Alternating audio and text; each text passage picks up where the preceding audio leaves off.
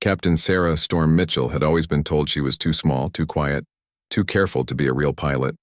Standing barely 5 feet 4 inches in her flight boots, she'd heard every joke about needing a booster seat to reach the controls. But none of that mattered when she was behind the stick of an aircraft, where size meant nothing and skill meant everything. The challenge came on a sweltering Tuesday morning at Davis-Monthan Air Force Base in Arizona. The desert sun was already beating down mercilessly at 800 hours, and the tarmac shimmered like water in the distance. Sarah had just finished her morning briefing when Lieutenant Colonel Jake Maverick Harrison approached her with that familiar smirk she'd learned to distrust. Well, Storm," he drawled, adjusting his aviator sunglasses. "I hear you've been bragging about being able to fly anything with wings." His tone carried the kind of condescension that made Sarah's jaw tighten, though she kept her expression neutral. Jake had been her biggest critic since flight school. He'd graduated top of his class in fighter jets while she'd chosen the unglamorous path of close air support aircraft. To him, she was just another pilot trying to prove herself in a man's world. Someone who'd chosen the easier aircraft because she couldn't handle the real fighters. "I don't brag." "Sir?" Sarah replied evenly, her voice steady despite the irritation building in her chest. "I simply state facts based on my training records." She'd flown everything from small reconnaissance planes to massive cargo aircraft, each time proving that her size was an advantage, not a limitation. Smaller pilots could handle G-forces better, could fit into tighter cockpits, could make aircraft dance through the sky with precision that larger pilots struggled to match. The other pilots had gathered around now, sensing the tension that always seemed to crackle between Sarah and Jake. Some watched with amusement, others with concern. They all knew Jake's reputation for pushing boundaries, for making challenges that bordered on inappropriate. But they also knew Sarah's reputation for rising to meet every single one. Facts, huh? Jake's grin widened, and Sarah knew she was walking into a trap. "Well, here's a fact for you, Mitchell. That A-10 Thunderbolt over there has been sitting cold for 3 days. Maintenance cleared it this morning, but nobody's taken her up yet. She's a beast. Completely different from those pretty little trainers you're used to." Sarah followed his gaze to the aircraft sitting alone on the far side of the tarmac. The A-10 Thunderbolt II, nicknamed the Warthog, was indeed a beast. Built around its massive GAU-8 Avenger cannon, it was designed for one purpose: destroying tanks and providing close air support for ground troops. It was ugly, powerful, and absolutely unforgiving to inexperienced pilots. "I've reviewed the A-10 specifications extensively," Sarah said carefully, though her heart was already beginning to race. She dreamed of flying the Warthog since her first day at the academy, but opportunities were rare for someone of her rank and specialization. Jake's laugh was sharp and mocking. "Reading about it and flying it are two completely different things, sweetheart. That bird weighs 30,000 pounds empty and handles like a flying tank. The controls are heavy, the visibility limited, and if you don't respect her, she'll drop you out of the sky faster than you can say Mayday." The circle of pilots had grown larger now, and Sarah could feel their eyes on her. Some seemed to be silently cheering her on, while others looked skeptical. She'd proven herself countless times before, but this felt different. This felt like the moment that would define whether she truly belonged here, or whether she'd always be seen as the small woman trying to play in the big leagues. "What exactly are you proposing, sir?" she asked, though she already knew the answer. Jake's smile turned predatory. "Simple challenge, Mitchell. You think you can fly anything? Prove it. Take that Warthog up for a standard flight pattern. Nothing fancy, nothing dangerous. Just show us that you can handle a real combat aircraft, not just the trainers and transports you've been babysitting." The desert wind kicked up a small dust devil near the hangar, and Sarah watched it spin across the tarmac before dissipating. She knew this was a setup. Knew that Jake was hoping she'd either refuse and prove his point about her limitations, or accept and potentially embarrass herself in front of half the squadron. But as she stood there in the blazing Arizona sun, surrounded by the doubt and expectations of her peers, Sarah felt something shift inside her. This wasn't just about proving Jake wrong anymore. This was about proving to herself that all those years of training, all those hours of studying aircraft manuals and flight characteristics, all those nights dreaming about flying the most challenging aircraft in the Air Force inventory, had been worth something. "I accept your challenge, sir," she said, her voice carrying across the tarmac with more confidence than she felt. "When do we start?" The walk to the A-10 felt like the longest mile of Sarah's life, even though it was barely 200 yards across the scorching tarmac. Each step echoed with the weight of expectation and the crushing possibility of failure. Behind her, she could hear the murmur of voices as word spread through the base that Captain Mitchell was about to attempt something that would either silence her critics forever or end her reputation as a pilot worth taking seriously. The Thunderbolt loomed larger as she approached, its distinctive twin engines mounted high on the fuselage, its straight wings bristling with hard points for weapons that weren't currently mounted. The aircraft's nose was painted with the fearsome, shark mouth that had become synonymous with A-10 squadrons, rows of painted teeth that seemed to grin menacingly in the desert sun. Chief Master Sergeant Rodriguez was already performing his pre-flight inspection, his weathered hands moving with practiced efficiency over the aircraft's control surfaces.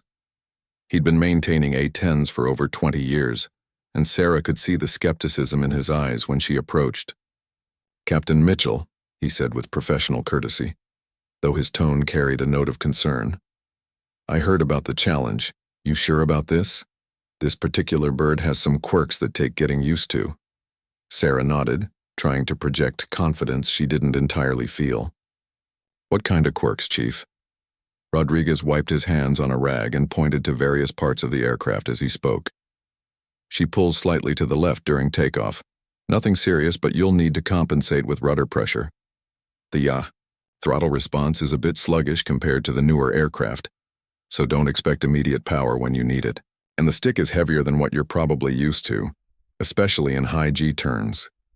Each piece of information felt like another weight added to Sarah's shoulders. She'd studied the A-10's flight characteristics extensively, but theoretical knowledge was vastly different from real-world experience.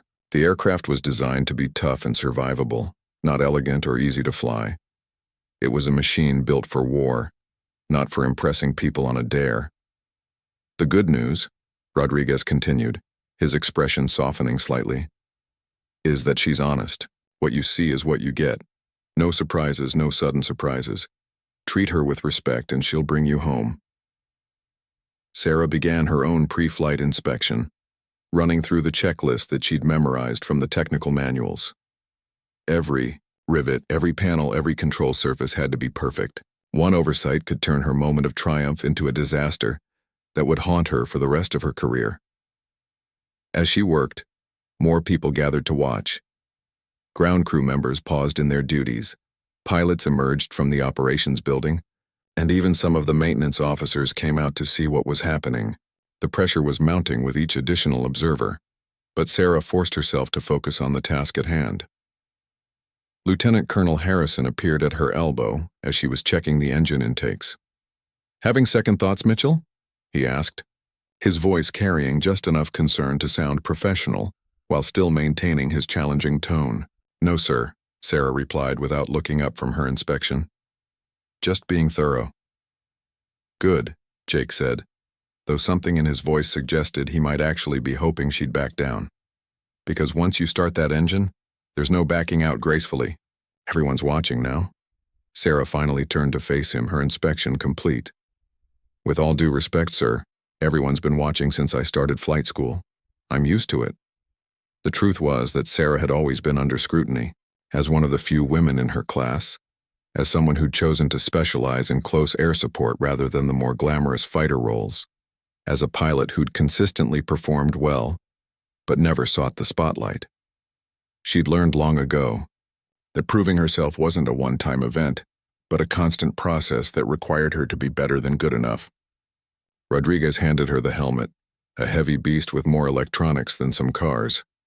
"Captain, I've seen a lot of pilots in my time. Some are naturals, some are technicians, some are cowboys. You've got the look of someone who studies, who prepares, who doesn't take unnecessary chances. That's exactly what this bird needs." The helmet felt heavier than she expected, and Sarah had to adjust the chin strap to accommodate her smaller frame. Everything about the A-10 was designed for larger pilots, from the seat to the controls to the helmet systems, but she'd faced similar challenges before and found ways to adapt. "Thank you, Chief," she said, climbing the ladder to the cockpit. The seat was indeed too big, requiring her to adjust everything from the pedals to the stick length to get a comfortable flying position. But as she settled into the ejection seat and began connecting her harness, something felt right about being there. The cockpit was a maze of switches, gauges, and displays, far more complex than the training aircraft she was used to. But Sarah had spent countless hours studying cockpit layouts, memorizing the location of every critical control. Her hands moved with growing confidence as she began the startup sequence, each switch flip bringing the sleeping giant closer to life. Down on the tarmac, the crowd had grown larger. Sarah could see Jake talking to a group of senior officers who'd come out to witness what was either going to be an impressive demonstration of skill or an expensive lesson in humility. The weight of their expectations pressed down on her like the Arizona sun, relentless and unforgiving. But as Sarah completed her pre-start checklist and reached for the engine start switches, she felt something shift. The nervousness was still there, but it was joined by something else. Excitement. This was why she'd become a pilot. For moments like this, when everything came down to skill, preparation, and the courage to push beyond what was comfortable. The first engine start was always the moment of truth. Sarah's finger hovered over the switch for what felt like an eternity, though it was probably only a few seconds. Through the canopy, she could see the crowd below, their faces turned up toward her with expressions ranging from encouragement to skepticism to barely concealed anticipation of failure. She flipped the switch. The turbofan engine began its start sequence with a low whine that gradually built to a steady rumble. The aircraft seemed to shiver slightly as power flowed through its systems, instruments coming alive on the panel before her. Sarah went through the start checklist with methodical precision, monitoring temperatures and pressures, ensuring everything was within normal parameters. One engine running, one to go. The second engine start was smoother, and soon both turbofans were spinning at idle power. The A-10 was awake now, no longer a static display but a living, breathing machine ready for flight. Sarah could feel the subtle vibrations through the aircraft's structure, the steady heartbeat of a warplane at rest. Her radio crackled to life. "Tower, this is Warhog 77 requesting taxi clearance for local flight operations." Warhog 77, cleared to taxi runway 27. Wind 240 at 8 knots, altimeter 2992. Sarah acknowledged the clearance and began to taxi, feeling the A-10's weight beneath her as she used differential thrust and rudder to guide the aircraft toward the runway. The nose gear steering was heavier than she'd expected, requiring more input than the lighter aircraft she was accustomed to. Chief Rodriguez had been right about the quirks. As she rolled toward the runway, Sarah ran through her takeoff checks one final time. Control surfaces free and correct, instruments green across the board, engine parameters normal. Everything was as ready as she could make it. But the real test was still ahead. The crowd had moved to a better vantage point near the tower, and Sarah could see them through her peripheral vision as she turned onto the runway. Lieutenant Colonel Harrison was there, his arms crossed, his expression unreadable behind his sunglasses. This was his show, his challenge, and Sarah knew he was probably hoping she'd at least struggle enough to prove his point about her limitations. Tower, Warhog 77 ready for takeoff. Warhog 77 cleared for takeoff runway 27. Contact departure on 124.7. This was it. Sarah aligned the aircraft with the runway centerline, locked the tailwheel, and began advancing the throttles. The engines responded with increasing power, though Rodriguez had been right about the sluggish throttle response. She had to lead the power changes more than she was used to. The A-10 began to accelerate down the runway, slowly at first, then with increasing momentum. The aircraft wanted to pull left, just as Rodriguez had warned, and Sarah compensated with right rudder pressure. The nose wheel lifted off at about 90 knots, and she could feel the main gear getting lighter as the wings began to generate lift. At 120 knots, the Thunderbolt left the ground. Sarah felt a surge of elation as the aircraft climbed away from the runway, but she forced herself to focus on the task ahead. Getting airborne was only the beginning. She still had to demonstrate that she could actually fly the beast with competence and skill. The climb rate was modest compared to a fighter aircraft, but steady and reassuring. The A-10 felt solid beneath her, like a truck compared to the sports cars she'd been flying. Heavy controls, yes, but predictable and honest. As Rodriguez had said, what you saw was what you got. At 3,000 feet, Sarah leveled off and began the demonstration flight profile she'd planned. Nothing fancy, nothing dangerous, just a series of maneuvers that would show she could handle the aircraft safely and competently. She started with gentle turns, feeling how the A-10 responded to control inputs. The stick forces were indeed heavier than what she was used to, requiring more physical effort to achieve the same results. But Sarah had always been stronger than her small frame suggested, and she found she could manage the controls without excessive strain. The aircraft turned cleanly without any tendency to drop a wing or exhibit unwanted characteristics. Down below, the base spread out in the clear desert air. Sarah could see the runway where she'd just taken off, the cluster of people still watching her flight. From up here, their doubts and challenges seemed smaller, less important than the simple joy of flying a magnificent machine. She tried a steeper turn, pulling the aircraft around in a 45-degree bank. The A-10 responded willingly, though she could feel the increased stick forces as the G-load built up. The aircraft felt stable and predictable, giving her confidence to continue with more challenging maneuvers. Next came a series of climbs and descents, testing how the aircraft handled power changes and altitude variations. The engines were responsive enough once she learned to anticipate their lag, and the aircraft's speed control was excellent. She could see why pilots loved the A-10 for close air support work. It was a stable platform that could fly slowly and accurately when needed. As she completed each maneuver successfully, Sarah felt her confidence growing. This wasn't the impossible challenge that Lieutenant Colonel Harrison had made it out to be. Yes, the A-10 was different from other aircraft she'd flown, but it wasn't unmanageable. Like any aircraft, it just required respect, understanding, and proper technique. But Sarah also knew that the real test wasn't the flying itself. The real test was what came next, bringing the aircraft back to Earth in a landing that would either cap off a successful demonstration or turn triumph into disaster. In aviation, they said that takeoffs were optional, but landings were mandatory, and everyone down below would be watching every moment of her approach. 20 minutes into the flight, Sarah felt like she and the A-10 were beginning to understand each other. The initial strangeness of the heavy controls and different flight characteristics had given way to a growing familiarity.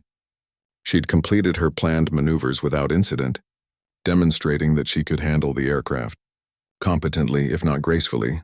But she also knew that Lieutenant Colonel Harrison and the watching eye crowd below weren't going to be impressed by a simple pattern flight. If she wanted to truly silence her critics, she needed to do something that showed real mastery of the aircraft, something that demonstrated the A-10's unique capabilities while staying within safe parameters. Sarah keyed her radio. Tower, Warhog 77 requesting permission for a low approach down the runway. There was a pause before the controller responded. Warhog 77, say intentions. Tower requesting a low approach at 200 feet AGL, full runway length, followed by a go-around for landing. Another pause, longer this time. Sarah could imagine the controller conferring with his supervisor, possibly with Lieutenant Colonel Harrison himself. A low approach was well within normal operating parameters, but it was also a maneuver that required precision and confidence. If she misjudged her altitude or approach angle, it would be obvious to everyone watching. Warhog 77, cleared for low approach runway 27, maintain 200 feet AGL. Report when ready for the option. Sarah smiled inside her helmet. Option meant she could choose to land or go around, giving her flexibility based on how well the approach went. It also meant that the tower controllers had confidence in her abilities. Despite the unusual circumstances of her flight, she positioned the A-10 for a straight-in approach, configuring the aircraft for landing with gear and flaps extended. The change in the aircraft's handling was immediately apparent. The A-10 became more stable but also more sluggish, requiring earlier and more pronounced control inputs to maintain precise flight path control. The approach speed for a low pass was higher than a normal landing, but Sarah had calculated the numbers carefully during her flight planning.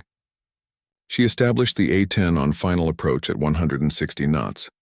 The aircraft configured and stable, engines spooled up enough to provide immediate power if needed.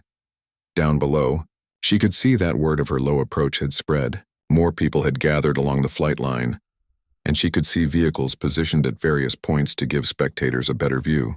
The pressure was building again, but Sarah forced herself to focus on flying the aircraft with precision. The runway threshold passed beneath her wings at exactly 200 feet, just as briefed. Sarah held the altitude rock steady as the A-10 thundered down the runway length, its twin engines echoing off the hangars and buildings. Through her canopy she could see people looking up, some shading their eyes against the sun, others pointing and gesturing. Halfway down the runway, Sarah added a subtle touch that she hoped would demonstrate both her confidence and the A-10's capabilities. She banked the aircraft gently left and then right, a slight wing waggle that was both a salute to the crowd below and a demonstration that she had precise control of the aircraft, even at low altitude and high speed. The wing waggle was risky. Any loss of altitude control or excessive bank angle would be immediately obvious to everyone watching. But Sarah's hands were steady on the controls, and the A-10 responded exactly as she commanded. The maneuver was smooth, controlled, and precisely executed. As she approached the far end of the runway, Sarah began her go-around. She advanced the throttle smoothly, feeling the engines respond with their characteristic lag, then raised the nose slightly to begin climbing. The A-10 accelerated away from the runway, climbing into the desert sky for her final approach. Her radio crackled with an unexpected transmission. "Nice pass, 7-7. The voice was from ground control, and Sarah could hear the approval in the controller's tone. Ground controllers saw hundreds of aircraft operations every day, and their praise wasn't given lightly. But the real test was still ahead. Now she had to bring the A-10 back to Earth in a landing that would complete her demonstration. Everything she'd done so far would be meaningless if she couldn't stick the landing with the same precision and control she'd shown in the air. Sarah set up for a normal approach this time, configuring the aircraft for landing and establishing herself on final approach at the recommended speed and descent rate. The A-10 felt different from other aircraft she'd landed, heavier, more committed to its flight path, requiring earlier decisions and smoother control inputs. The runway grew larger in her windscreen as she descended through 500 feet, then 300, then 100. The A-10's descent rate was steady, her airspeed constant, her approach angle perfect. Sarah could feel the aircraft wanting to settle toward the runway, its weight pulling it earthward despite the lift from its wings. At 50 feet above the runway, she began her landing flare, gradually raising the nose and reducing power to arrest the descent rate. The A-10 responded to her control inputs, but with the characteristic lag she'd learned to anticipate. Everything had to be done earlier and more gradually than with lighter aircraft. 30 feet, 20 feet, 10 feet. The runway rushed up to meet her, and Sarah held the aircraft in the flare, waiting for the main landing gear to kiss the concrete. This was the moment when everything could go wrong. When a gust of wind or a misjudged flare could turn a good approach into an embarrassing bounce or worse. The main gear touched down with a solid thump that spoke of a successful landing. Sarah lowered the nose wheel gently to the runway and began her landing roll, using wheel brakes and aerodynamic drag to slow the aircraft. The A-10 rolled straight down the center line, no veering or loss of control, just a textbook landing that completed her demonstration flight. As the A-10 rolled to a stop on the taxiway, Sarah could hardly believe what she had just accomplished. Her hands were steady on the controls, her breathing was normal, and every system on the aircraft was running smoothly. But more than that, she felt an incredible sense of connection with the machine she'd just flown. The Thunderbolt wasn't just a collection of metal and electronics anymore. It was an extension of her will, a partner that had responded to her commands with faithful precision. She taxied slowly back toward the parking area, savoring these final moments before she would have to shut down the engines and return to the world of doubts and challenges. Through her canopy, she could see the crowd that had gathered to watch her flight, and their body language told a story that words couldn't capture. Where there had been skepticism before, she now saw something different. Respect. Chief Master, Sergeant Rodriguez, was already in position with his marshalling wands, guiding her into the parking spot with practiced efficiency. As Sarah brought the A-10 to a complete stop and began her shutdown checklist, she could see him grinning beneath his crew chief's helmet. There was pride in his expression, the kind of satisfaction that came from watching a pilot treat his aircraft with the skill and respect it deserved. The engines spun down with their characteristic whine, and suddenly the cockpit was quiet except for the cooling ticks of hot metal and the distant sounds of the base. Sarah went through her post-flight checks methodically, ensuring that all systems were properly secured before she opened the canopy and climbed down from the aircraft. The Arizona heat hit her like a physical blow as she removed her helmet, but Sarah barely noticed. She was still processing what had just happened, still coming to terms with the fact that she had successfully flown one of the most challenging aircraft in the Air Force inventory without incident or embarrassment. Lieutenant Colonel Harrison was the first to approach her as she completed her post-flight inspection. His expression was unreadable behind his aviator sunglasses, but his posture had changed. The cocky swagger was gone, replaced by something that looked almost like grudging respect. "Well, Mitchell," he said, his voice lacking the mocking tone she'd grown accustomed to. "I have to admit that was a pretty impressive demonstration." Sarah looked at him directly, no longer feeling the need to defer or apologize for her capabilities. "Thank you, sir. The A-10 is an incredible aircraft. I can see why pilots speak of it with such respect." Jake nodded slowly, as if processing this new information about the woman he'd been underestimating. That low approach was particularly well executed, and the wing waggle. He paused, almost smiling. "That took some confidence." "The aircraft made it easy, sir," Sarah replied diplomatically, though they both knew that flying was never truly easy, especially in an unfamiliar aircraft under pressure. Other pilots began to approach, their earlier skepticism replaced by genuine curiosity and interest. Captain Mike "Torch" Williams, one of the A-10 pilots, was particularly enthusiastic. "Storm, that was beautiful flying," he said, using her call sign with new respect. "I've seen guys with hundreds of hours in the hog who couldn't have done that any better. Where did you learn to handle her like that?" Sarah smiled, feeling the warmth of acceptance from her peers for the first time in months. "Same place everyone learns, Torch. Study the manuals, respect the aircraft, and don't try to force it to do something it doesn't want to do." Chief Rodriguez joined the group, his weathered face creased with satisfaction. "Captain, I've been working on A-10s for over 20 years, and I can tell you that what you just did was textbook flying. That bird responded to you like you'd been flying her for years." The praise felt good, but Sarah knew that this single flight was just the beginning. She'd proven that she could handle the A-10, but she'd also opened a door that she might not be able to close. Word of her successful flight would spread through the base, then through the larger Air Force community. Some would see it as an inspiration, others as a challenge to be met or disproven. Major Susan Phoenix Chen, the squadron's operations officer, appeared at the edge of the group. Sarah had always respected Major Chen, a combat veteran who'd flown multiple tours in the Middle East and never made excuses for anyone, regardless of their gender or background. "Mitchell," Major Chen said, her voice carrying the authority of someone who'd seen real combat. "I heard about your flight from the tower. They said it was exceptional." "Thank you, ma'am," Sarah replied, feeling the weight of the moment. "I'm going to be direct with you," Major Chen continued. "We've got a slot opening up in the A-10 program in 6 months. It would mean additional training, a new squadron assignment, and a completely different mission profile. Interested?" Sarah felt her heart skip a beat.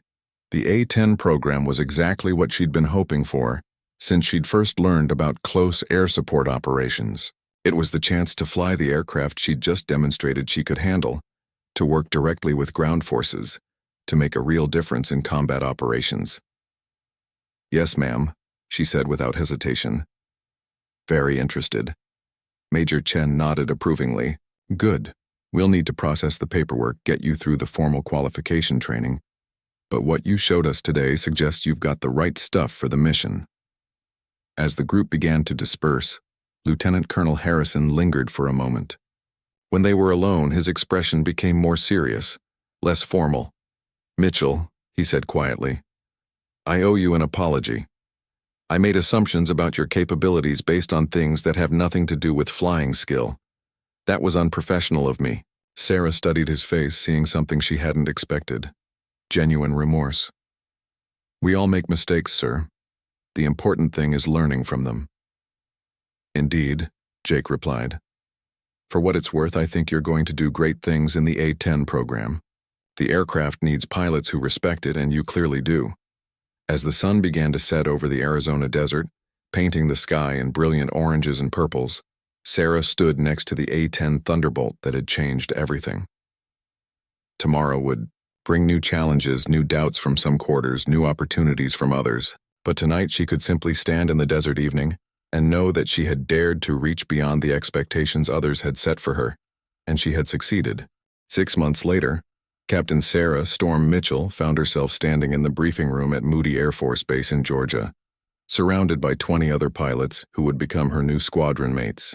The A-10 Formal Training Unit was known throughout the Air Force as one of the most demanding programs in military aviation, a place where excellent pilots learned to become exceptional close air support specialists.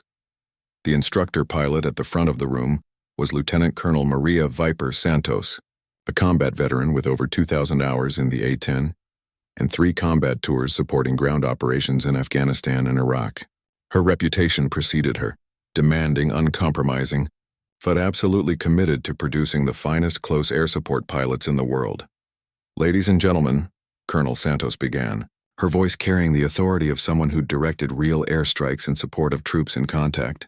"Welcome to the A-10 FTU. Over the next 6 months, we're going to teach you everything you need to know about flying the Thunderbolt in combat. Some of you will excel, some will struggle, and some will wash out. That's not a reflection on you as people or even as pilots. It's simply recognition that close air support is a specialized mission that requires specific skills and temperament." Sarah listened intently, taking notes as Colonel Santos outlined the training program. Academic classes on weapon systems, tactics, and rules of engagement.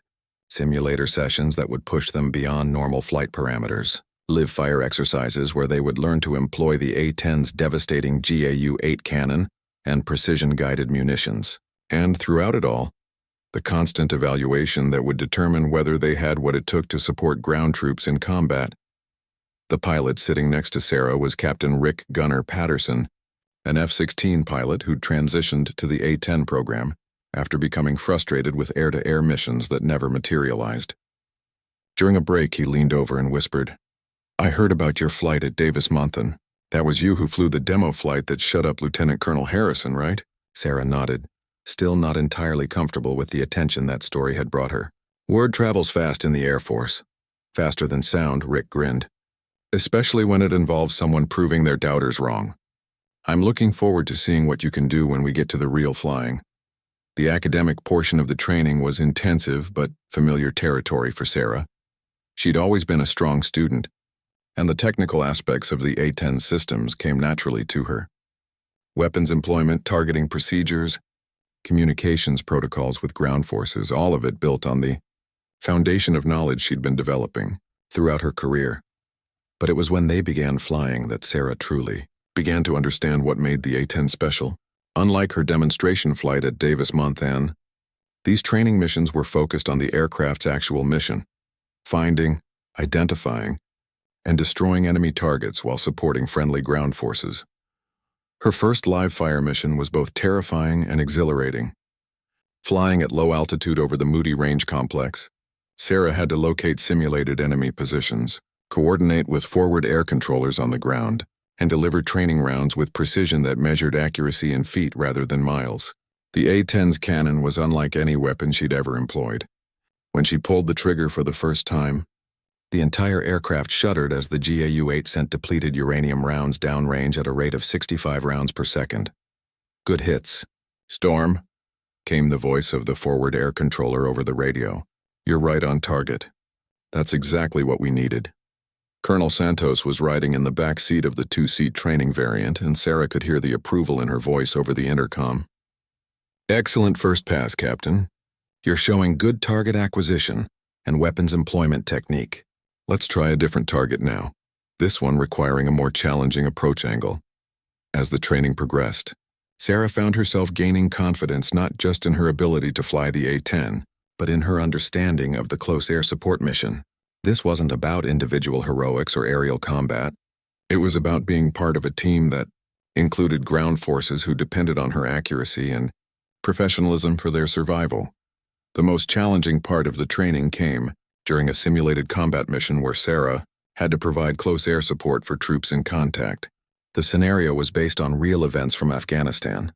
A ground patrol had been ambushed and was taking heavy fire from multiple enemy positions. Sarah's job was to neutralize the threats while ensuring that her weapons didn't endanger the friendly forces. Flying at 300 feet above the rugged terrain of the training range, Sarah coordinated with the ground controller to identify enemy positions that were dangerously close to friendly troops. The margin for error was measured in tens of meters, and any mistake could result in friendly fire casualties in a real combat situation. Storm, this is Chaos 2-6 on the ground, came the urgent voice of the forward air controller. We've got enemy positions in the building complex to your north, approximately 200 meters from our position. We need immediate suppression fire on those positions. Sarah rolled the A-10 into a diving attack, lining up her targeting system on the designated building. But as she prepared to fire, she noticed something that made her hesitate. The trajectory of her attack would take her rounds dangerously close to the marked friendly position. Chaos 2-6. Storm, I need you to confirm the location of friendly forces. My current attack heading puts me within the minimum safe distance. Storm, we're taking heavy fire down here. We need that suppression now. The urgency in the controller's voice was compelling, but Sarah had been trained to never compromise safety for speed. She pulled up from her attack run and repositioned for a different approach angle, one that would give her a clearer separation between enemy and friendly positions. Storm, what are you doing? The question came from Colonel Santos, her voice sharp over the intercom. Ma'am, the attack geometry wasn't safe. I'm repositioning for a cleaner shot. There was a pause that seemed to last forever. Then Colonel Santos spoke again. Correct decision, Captain. Better to delay the attack than to risk friendly casualties. Set up for your attack from the west. Sarah's second attack run was textbook perfect. Her cannon round struck the target building precisely, and the forward air controller confirmed successful suppression of enemy fire. The entire sequence had taken less than 2 minutes, but it felt like hours under the pressure of simulated combat. After they landed, Colonel Santos pulled Sarah aside for a private debrief. Captain, what you demonstrated today was exactly what we're looking for in a close air support pilot. You showed excellent judgment under pressure, and you prioritized safety without compromising the mission. That's the kind of decision-making that saves lives in real combat. 2 years after her graduation from A-10 training, Captain Sarah Storm Mitchell found herself flying real combat missions over Syria as part of Operation Inherent Resolve. The desert below looked eerily similar to the Arizona landscape where her journey had begun, but the weight of responsibility was vastly different. Today she wasn't proving a point or silencing critics. Today she was providing life-or-death support to Kurdish ground forces who were engaged in fierce fighting with ISIS militants. Her A-10, call sign Hog 21, carried a full load of weapons, the fearsome GAU-8 cannon, Hellfire missiles, and precision-guided bombs. But more important than the weapons was the secure radio that connected her directly to the Joint Terminal Attack Controller, embedded with the ground forces below. That voice on the radio represented real soldiers whose lives depended on her accuracy and judgment. Hog 21, this is Sabre 26, came the calm but urgent voice of the JTAC. We have enemy positions in a compound approximately 1 kilometer north of our location. Multiple structures, possible civilian presence in the area. We need immediate support, but this one requires surgical precision. Sarah studied the target area through her targeting pod, the high-resolution camera revealing a complex of buildings that looked like any other Middle Eastern village. But intelligence reports indicated that ISIS fighters had taken positions there and were directing heavy fire at the advancing Kurdish forces. Sabre 26, Hog 21 has eyes on the compound. I'm seeing multiple structures and what appears to be civilian vehicles. Can you provide more specific target identification? This was the reality of modern close air support. The enemy didn't wear uniforms or operate from clearly marked military positions. They hid among civilian populations, making every targeting decision a careful balance between supporting friendly forces and minimizing collateral damage. Hog 21. The target is the large building on the northeast corner of the compound. We have positive identification of armed combatants in that structure. All civilians have been evacuated from the area, confirmed by local Kurdish forces. Sarah zoomed in her targeting camera on the specified building. It was a 2-story concrete structure with a flat roof, typical of the region. Through her sensor, she could see muzzle flashes from windows on the second floor, confirming the presence of fighters engaging the ground forces. Sabre 26, I have positive identification of the target building. I'm observing muzzle flashes from multiple windows. Request clearance to engage with precision munition. Hog 21, you are cleared hot. Cleared to engage with precision munition. Minimize collateral damage to adjacent structures. Sarah selected a small-diameter bomb from her weapons inventory, a precision-guided munition designed to destroy specific targets while minimizing damage to surrounding areas. As she set up her attack run, she thought back to all the training scenarios she'd flown, all the hours spent learning to balance the competing demands of effectiveness and precision. Rolling in on her attack run, Sarah could see tracer fire from the ground below as the ISIS fighters continued to engage the Kurdish forces. Her targeting system locked onto the designated building, and she released her weapon at the precise moment calculated to ensure accuracy. Weapon away, she reported, pulling up from her dive as the bomb guided itself toward the target using GPS and laser guidance. The explosion was remarkably contained, destroying the target building while leaving adjacent structures largely intact. Through her targeting pod, Sarah could see that the muzzle flashes from the building had ceased, indicating successful neutralization of the enemy position. Hog 21. Excellent hit, came the excited voice of the JTAC. Target destroyed, enemy fire has ceased. The ground force is advancing. Outstanding work up there. But Sarah's mission wasn't over. As the Kurdish forces advanced through the compound, they encountered additional resistance from positions that hadn't been visible during the initial target identification. Sarah spent the next hour providing overwatch, using her cannon to suppress enemy positions and her sensors to guide the ground forces around remaining threats. Flying low and slow over the battlefield, the A-10 was exactly what it had been designed for. A close air support platform that could loiter over friendly forces for hours, providing immediate response to emerging threats. Sarah felt the weight of responsibility that came with the mission, knowing that her actions directly impacted the safety of the soldiers below. When the ground forces finally secured the compound and the immediate threat was eliminated, Sarah was cleared to return to base. As she flew back across the darkening desert sky, she reflected on how far she'd come from that challenging day at Davis-Monthan Air Force Base. Lieutenant Colonel Jake Harrison had been wrong about many things, but he'd been right about one. The A-10 Thunderbolt was indeed a beast. It was an unforgiving aircraft that demanded respect and skill, but it was also exactly the kind of machine that suited Sarah's methodical, precise approach to flying. Where other aircraft rewarded flash and boldness, the A-10 rewarded patience and accuracy. Back at the base, as Sarah completed her post-flight debriefing, she received an encrypted message that made her smile.